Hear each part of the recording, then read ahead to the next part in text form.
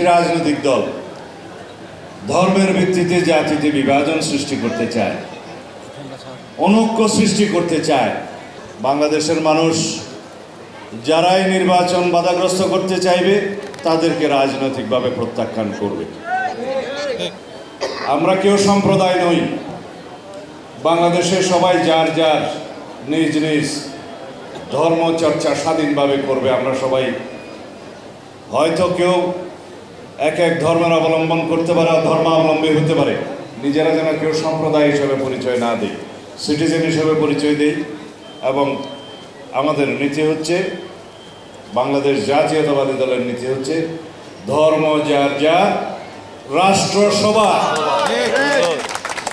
ধর্ম যার যার, নিরাপত্তা পাবার অধিকার সবার। সেই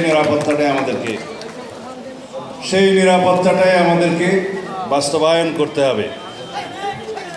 আমরা ইদানিং লক্ষ্য করছি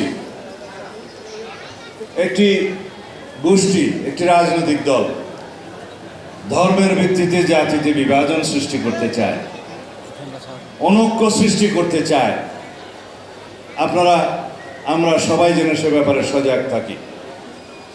আমরা আরও লক্ষ্য করেছি বিভিন্ন রকমের ইস্যু সৃষ্টি করে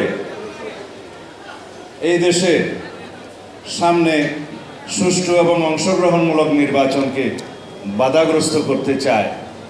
আমরা আপনাদের সামনে স্পষ্ট একটা উচ্চারণ করি। Japan Bangladesh joint venture company JBS holdings limited. বাংলাদেশে এখন নির্বাচনী আমেজ বিরাজ করছে। বাংলাদেশের মানুষ ভোটের প্রচারে নেমে গিয়েছে। সকল প্রার্থী যারা ইলেকশন করবেন বলে আশা করছেন সবাই গণসংযোগে নেমে গিয়েছে। এখন যারাই নির্বাচনকে বাধাগ্রস্ত করার চেষ্টা করবে, যারা বিভিন্ন ইস্যু সৃষ্টি করার মধ্য দিয়ে নির্বাচনকে বিলম্বিত করার চেষ্টা করবে, তাদেরকে দেশের জনগণ চিহ্নিত করবে। আমরা লড়াই সংগ্রাম করেছি বিগত 16 বছরে আমাদের গণতান্ত্রিক অধিকার, ভোটের অধিকার ফিরিয়ে আনার জন্য, ভোটের অধিকার প্রয়োগ করার জন্য।